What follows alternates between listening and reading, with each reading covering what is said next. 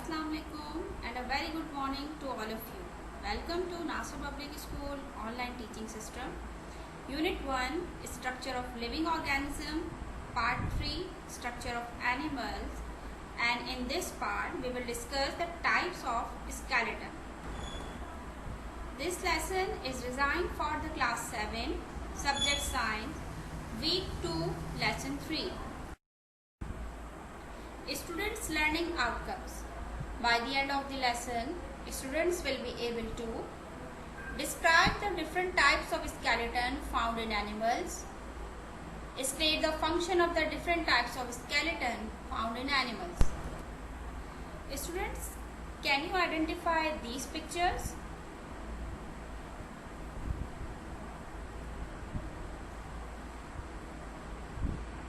Yes, that's right. A butterfly, a cockroach, and vertebrates. Now, can you point out the difference between them? Some of that you are thinking is right, like a butterfly has brightly colored wings, cockroach has visible and large legs rather than the butterfly, and some vertebrates have wings like birds. Some of them have fins and scales on skin like fish, and some of them have 4 legs and fur on their body like dog, belong to the class mammal. Some of them can remain alive in water and also in land like frog and tortoise. But the major difference in these are a butterfly and a cockroach are invertebrates, means they don't have backbone, and the fish, dog, frog, birds and tortoise are vertebrates, means they have the backbone. That's why they contain different structure. Let's move to understand the structure of animals in detail. The structure of animals. The body of an animal can be divided into 2 distinct regions. Number 1, the head, and number 2, the trunk. The head. The head is the front or interior part of the body. It usually contains the mouth and the sensory organs. The head also contains the brain, which controls and connects all the sensory organs. These organs help the animals detect changes in its surroundings and react to them accordingly. The next part is the trunk. The trunk is the lower or posterior part of the body which contains all the important organs and system of the body. It also includes the limbs which enables all animals to move. Now look at the picture. The trunk has a hind leg, abdomen, middle leg, hind wings, thorax, forewings, etc. Now come to the definition of skeleton.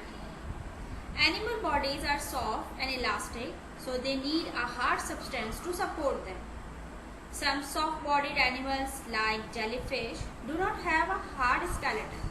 The surrounding water supports the body. So, the hard material which supports and gives shape to the body of an animal is called the skeleton. As you can see in the picture, the human skeleton. The types of skeletons. Number 1, hydrostatic skeleton.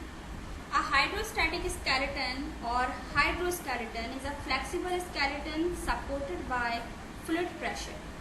Hydrostatic skeletons are common among simple invertebrate organisms. It is supported by the aqueous fluid, which also resists external compression. This compartment is under hydrostatic pressure because of the fluid and supports the other organs of the organism. For example, the earthworm and the caterpillar. The next one is the exoskeleton. An exoskeleton is the external skeleton that supports and protects an animal's body. It is found in most invertebrates. The bodies of insects are covered by a hard, tough skin called cuticles, which is made up of a strong, waterproof material called chitin. These skeleton types provides defense against predators, supports the body, and allows for movement through the contraction of attached muscles. As with vertebrates, muscles must cross a joint inside the exoskeleton. For example, a cockroach and ant. The next one is the endoskeleton. All vertebrates are supported by a hard internal skeleton called the endoskeleton. The bones of vertebrates are composed of tissues, whereas sponges have no true tissues. Endoskeletons provide support for the body, protect internal organs, and allow for movement through contraction of muscles attached to the skeleton. The long body produces red and white blood cells, for example, rabbit and human.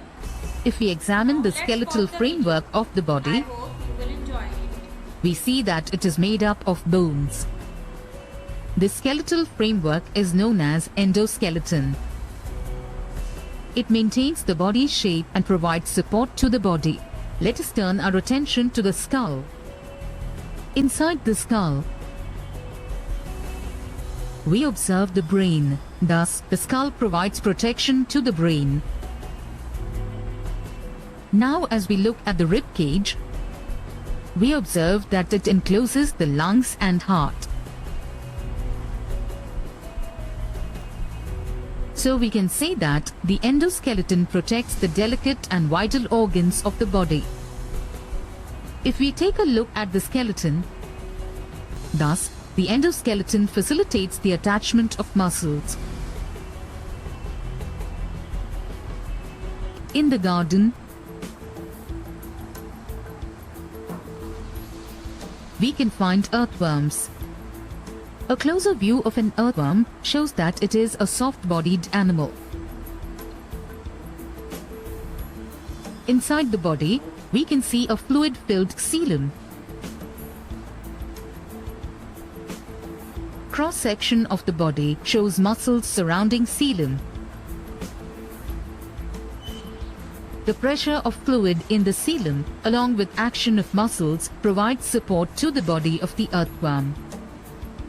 The coelom with its surrounding muscles is known as hydrostatic skeleton.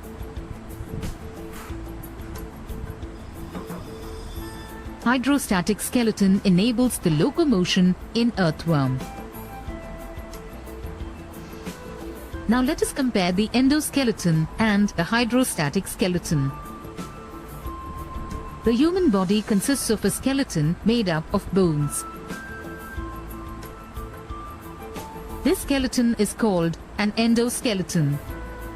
It maintains body shape and supports the body.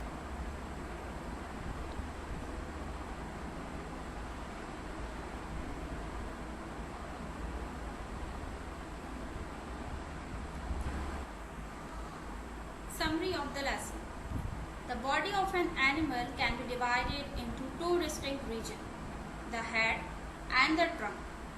The hard material which supports and gives shape to the body of an animal is called the skeleton. There are the three types of skeleton. Number 1, the hydrostatic skeleton. Number 2, exoskeleton. And number 3, endoskeleton. Now students, thank you so much. Unit 1 will be continued in next video lecture part 4.